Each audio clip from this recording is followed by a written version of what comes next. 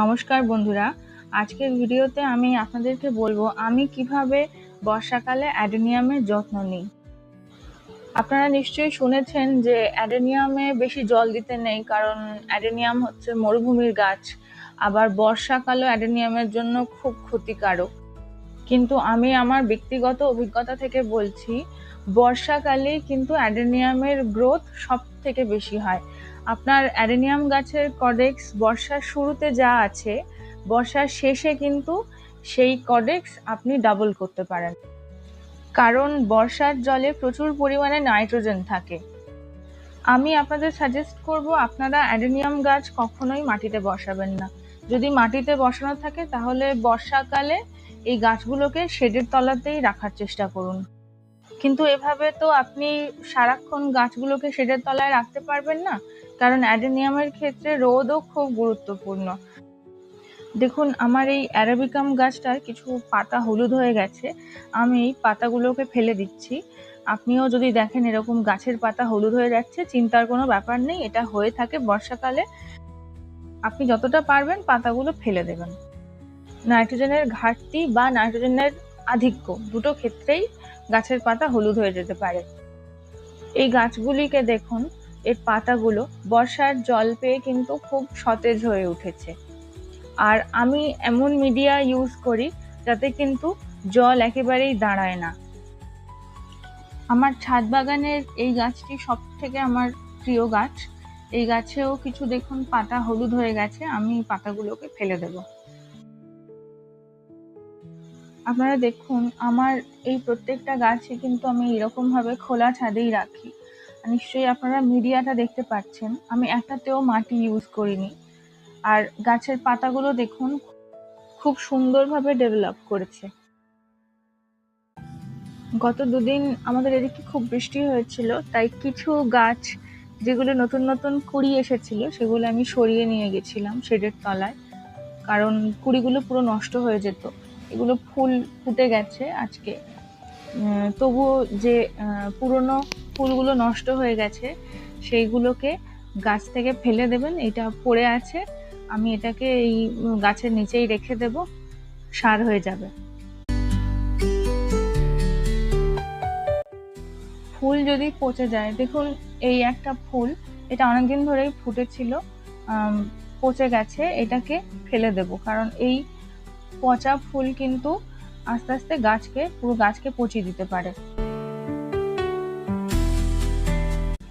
এই একটা কুঁড়ি ফুটে আছে দেখুন, এটার উপরটা একটু পচে গেছে, এই কুঁড়িটা কিন্তু ফেলে দিতে হবে না। এটাকে অনেক চেষ্টা করলাম ফেলে দেওয়ার, এটা পড়ছে না। এটা কিছুদিন পরেই পচে যাবে, শুকিয়ে যাবে, তখন গাছ থেকে ফেলে দেব। এবার আমি আপনাদের দেখাবো আমি কিভাবে কোন মিডিয়াতে অ্যাডেনিয়াম গাছ বসাই। দেখুন, আমার সামনে 3টে টব আছে, এটাতে 3 রকম মিডিয়া আমি ইউজ করেছি। ডান দিকেরটা থেকে শুরু করব। এই টবটাতে আমি বালি আর কোকোপিট ইউজ করেছি। যেহেতু বালি একেবারেই ঝুরঝুরে, একটুও জল দাঁড়ায় না, তার জন্য একটু কোকোপিট এর মধ্যে অ্যাড করেছি। এবার দ্বিতীয় মিডিয়াটা দেখাবো। এই টবটাতে আমি সিন্ডার আর কোকোপিট ইউজ করেছি। সিন্ডার তো জানেন একেবারেই জল দাঁড়াবে না, কোকোপিটটা অ্যাড করেছি যাতে জল একটু হলেও দাঁড়ায়। এবারে আসছি তৃতীয় মিডিয়াটায়। এই টবটাতে আমি হাস্ক বা তুষ এবং কোকোপিট ইউজ করেছি। এখন আপনারা বলতেই পারেন যে আমি তো এই টবটাতে শুধুমাত্র তুষ ইউজ করতে পারতাম, কারণ তুষ ও কোকোপিটের মতন ময়েস্ট হয়। আসলে তুষের মধ্যে সেরকম কোনো নিউট্রিয়েন্ট থাকে না, কিন্তু কোকোপিটে পটাশিয়াম আর কিছু মাইক্রো নিউট্রিয়েন্ট থাকে। লক্ষ্য রাখবেন যাতে আপনার অ্যাডেনিয়াম গাছের মিডিয়া ঝুরঝুরে হয়। আর মাটি কোনোদিনই ঝুরঝুরে হবে না, উল্টে মাটি জল ধরে রাখবে। এখন আমি আপনাদেরকে এই 3টে গাছে জল দিয়ে দেখাবো। দেখবেন আমার এই 3টে গাছেই কি সুন্দর ড্রেনেজটা ইজিলি হয়ে যাচ্ছে। দেখুন আমি কেমনভাবে জল দিচ্ছি, পুরো টবটা ভর্তি করে জল দিয়েছি। আপনারাও যদি আমার মতন মিডিয়া ইউজ করেন, কখনোই অল্প জল দেবেন না, সবসময় টব ভর্তি করেই জল দেবেন। এতে জল পুরো মিডিয়াটাতেই ছড়িয়ে যাবে। দেখুন আমি টব একেবারে ভর্তি করে জল দিচ্ছি। দেখুন একটা টব থেকে অলরেডি জল কিন্তু বেরিয়ে যেতে শুরু করেছে। এবার লক্ষ্য করে দেখুন এই পাশে থাকা বালির টবটা থেকেও কিন্তু অল্প অল্প করে জল বেরোতে শুরু করেছে। এইদিকে তুষের মিডিয়াতেও কিন্তু জল বেরিয়ে যাচ্ছে। এখন অনেককেই বলতে শুনছি যে অ্যাডেনিয়ামে বেশি জল দেবেন না, খোলা আকাশের তলায় রাখবেন না। কথাটা ভুল নয়, বরং আংশিক সত্য।